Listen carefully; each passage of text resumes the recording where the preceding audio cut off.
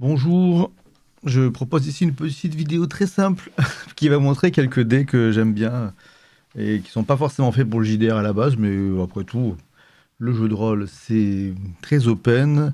J'aime bien trafiquer mes propres systèmes ou modifier ceux qu'on me propose. Et voilà. Et moi, il y en a qui aiment bien les dés de JDR dans le sens avoir des beaux dés, des dés dans des matières précieuses ou juste des trucs jolis, quoi. Moi, c'est pas trop ce qui me branche. Bon, après, je préfère des beaux dés que des dés moches, hein, mais je collectionne pas tellement les dés sous cet aspect-là. Par contre, c'est vrai que les dés spéciaux, j'aime bien. Alors, j'en ai acheté. À l'origine, je les ai achetés sur un site allemand, spielmaterial.de, enfin .de. Euh, et puis, depuis, il y a le site Tout pour le jeu qui en propose aussi. Je vais passer à une autre caméra pour montrer un peu là, un premier dé que je voudrais montrer. Je vais en montrer quelques-uns, après j'en aurai d'autres, hein, je ferai sur plusieurs vidéos sans doute. Mais ça c'est... Bon, lui il a rien de très spécial en termes d'effet, de gameplay, il va pas changer grand-chose, hein. Il y en a plusieurs comme ça que je vais montrer, qui vont juste proposer une autre façon de présenter des données qu'on a l'habitude de voir autrement, hein. Ça c'est tout simplement un dé qui va de 1 à 6, mais en comptant sur les doigts avec une seule main. C'est-à-dire que du coup, pour le 6, c'est le comptage en langue des signes. Donc c'est trois doigts, enfin avec l'auriculaire et le pouce qui se touchent, qui est donc en face du 1, puisque pour rappel, ou enfin aussi au cas où, pour rappel ou pas, c'est sur les dés à 6 faces, le 1 est en face du 6, le 2 est en face du 5. Enfin, un côté plus l'autre, ça donne 7, quoi. Donc si vous avez un dé un peu bizarre ou vous savez pas trop ce qu'est le 6, vous regardez en face du 1. Donc lui, je m'en suis jamais servi, mais il est un peu gros par rapport aux autres. On va voir c'est un des plus gros. Mais je vais passer un autre qui est grand aussi, qui est encore plus grand. Et lui, alors pareil, lui c'est plutôt un dé éducatif. Enfin, on peut, en tant que prof, on peut avoir envie de faire des petits jeux pour s'amuser à faire travailler les conjugaisons. Voilà, là on a plusieurs groupes de mots, puis des mots, qu'on appelle ça, des irréguliers et tout. Donc ça, je suis pas sûr de m'en servir un jour pour du JDR, mais je sais pas, ça peut être un point de départ. Parfois, ça m'arrive de participer à des game jams, ou bon, c'est plutôt un terme qu'on utilise dans le jeu vidéo, mais en tout cas des moments où on va essayer comment dire, de travailler sur la création d'un jeu. Il y avait avec l'association à Montpellier Sud Pixel, on avait fait quelques soirées comme ça où on créait plein de prototypes de jeux en un temps limité. Enfin, et donc ça peut être un point de départ, quoi. Il y avait la Global Game Jam qui permettait de faire ça aussi à une époque, mais en tout cas à Montpellier, on peut plus la faire aussi facilement qu'avant. J'espère que ça reprendra. Euh, Donc voilà, si jamais on vous donne ce dé comme ça, ce dé-là en tant que contrainte de point de départ, bah faudra bien trouver un moyen pour en faire un jeu concret.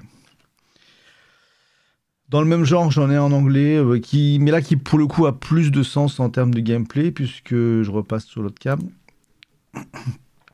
C'est du oui, non, peut-être. Donc oui, non, peut-être, en termes de jeu, ça peut complètement faire sens, quoi. Pour un jeu un peu narratif, ça peut complètement marcher. Parmi les classiques, on a les dés de poker. Je m'en suis servi dans un contexte très particulier, lors d'une soirée JDR que j'avais fait sur Twitch, qui se passait dans une cour royale. Et bon, voilà, ça m'avait servi à tirer quelque chose parmi roi, dame, valet. Bon, c'est anecdotique, mais bon, ça, en tout cas, c'est un classique qu'on trouve en général par lot de 5, si je me rappelle bien. Et c'est sympa, c'est un peu spécial. Ils sont pas très jolis. Enfin, le dessin est un peu pas forcément super précis, mais lui, alors il a l'air tout à fait normal, mais c'est un dé avec des poids différents de ce qu'on a l'habitude d'avoir, et ça j'aime bien. C'est-à-dire que là, par exemple, le 1, en face, il n'y a pas un 6, il y a un 2. Donc en fait, celui-ci, il a deux faces 1, il a deux faces 2, une phase 3 et une phase 4. Et ça permet d'imaginer des systèmes tout à fait originaux au niveau de la répartition des probabilités. Et tout en restant très lisible par rapport à un système où on dirait... Par exemple, moi, j'aime pas les... Enfin, j'aime pas. Disons que je suis pas fan des systèmes où il faut compter le nombre de succès. Genre, je lance une brouette de D6 et tous les 5 et les 6 comptent pour un succès. Je dis pas que ça marche pas, mais j'aime bien les dés qui favorisent la lisibilité. Et d'ailleurs... Téling. Bon, je suis tombé sur un résultat un peu chelou, mais... C'est pour cette raison que j'aime bien les dés fudge, les dés fate. Les dés fate du nom d'un système avec lequel on l'utilise par défaut. Ils ont trois phases différentes qui sont réparties par deux. Donc il y a deux faces blanches, deux faces plus, deux faces moins. Alors malheureusement, c'est très équilibré. Du coup, plus on en lance, plus on va atteindre une sorte d'équilibre où si on considère que les plus et les moins s'annulent, plus on lance de dés, plus on va aller vers le zéro. Alors c'est les dés que j'utilise beaucoup dans mes soirées Twitch JDR où j'utilise le moteur Minotaur qui permet de faire participer le public où chaque viewer a sa petite fiche de personnage et tout. Mais comment dire, ça a ses défauts quoi. J'aimerais avoir des dés de ce type mais qui soient équilibrés différemment. Genre qu'il y aurait par exemple que les dés comme ça soit les blancs. Et puis j'aimerais en avoir d'une autre couleur où il y a 2 plus, ou peut-être 3 plus, 2 blancs, 1 moins, et puis d'autres d'une autre couleur où il y a 3 moins. Enfin, je pense qu'on voit où je veux en venir. Des dés qui puissent générer des bonus ou des malus pour déséquilibrer un peu tout ça, quoi. Mais à part ça, ça reste des dés que j'aime beaucoup. Dans mes parties en stream, j'ai un système qui gère des dés avec du D20 et tout. Mais ça, je m'en sers pour les parties chance, entre guillemets. Si l'équipe tombe sur... Enfin, si quelque chose arrive et qui ne dépend pas du tout de la compétence de l'équipe ou ce genre de choses, bah, je vais lancer des dés en disant que s'il y a un maximum de... Enfin, plus il y a de plus il se passe quelque chose de positif. Plus il y a de moins, plus il se passe quelque chose de négatif. Et plus et moins... C'est peut-être pas très amusant de dire que ça s'annule, donc c'est peut-être plus intéressant de dire qu'il y a à la fois un truc cool qui se passe et un truc pas cool, quoi. Et ça peut compliquer l'improvisation, bien sûr. Ici, on a un dé avec des chiffres romains, tout simplement. Voilà. Alors, vous pouvez faire un lancer romain, mais pas un salut romain avec ça. Mais attendez, faites voir. Je sais plus si j'en ai plusieurs. Je crois que j'en ai qu'un comme ça. Bon, évidemment, voilà, ça c'est plus de l'ambiance. Ça sert si on veut jouer en s'immergeant dans l'époque romaine, mais ça c'est un dé avec des directions cardinales, une de chaque. Si on prend les 8 directions standards, on n'a pas les directions marines super précises, mais on a quand même nord, sud, est, ouest, et sud-est, sud-ouest, etc. Par contre, c'est en anglais, non? Non, c'est en français. C'est O et pas W pour l'ouest. Donc c'est cool. Ça rappelle aussi la direction qu'on retrouve dans les fictions interactives textuelles à la Zork, Adventure, tout ça.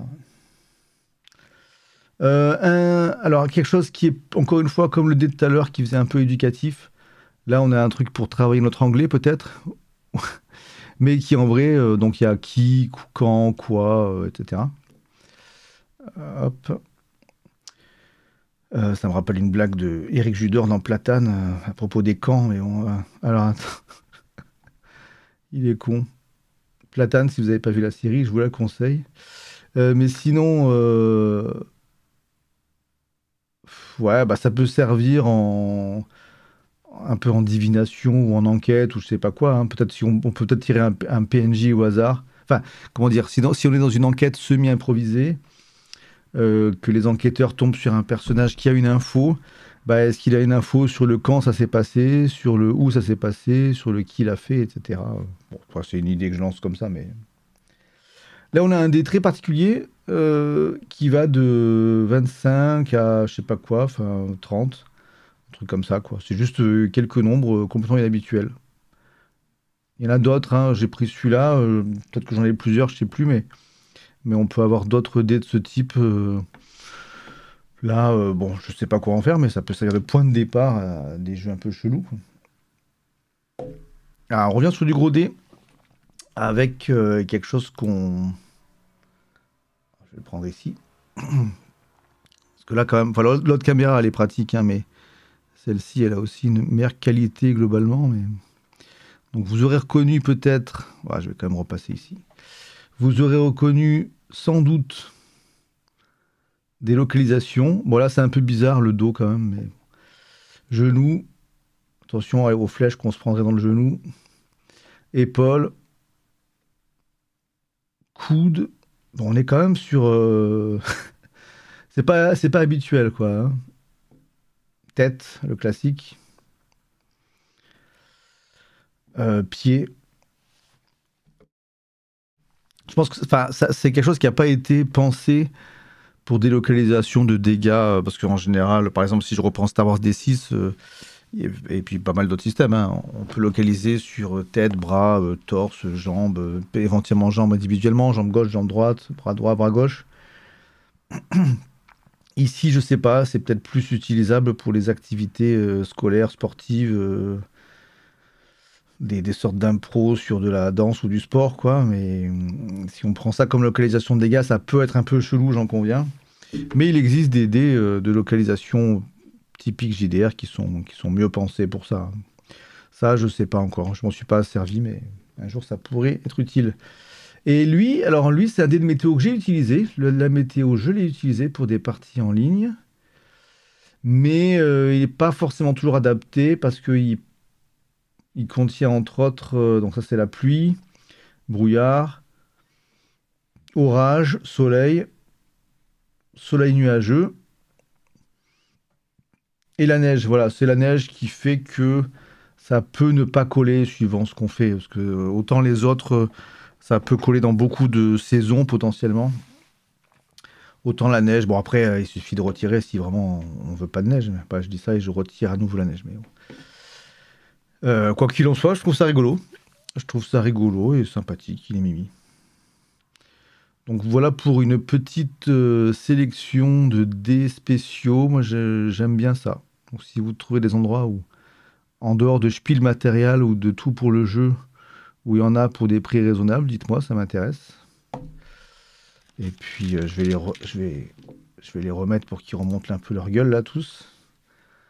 Voilà. Alors pour les prix en général, c'est assez variable, hein, mais c'est souvent entre 50 centimes et 2 euros le dé, quoi. Les plus gros sont forcément plus chers, mais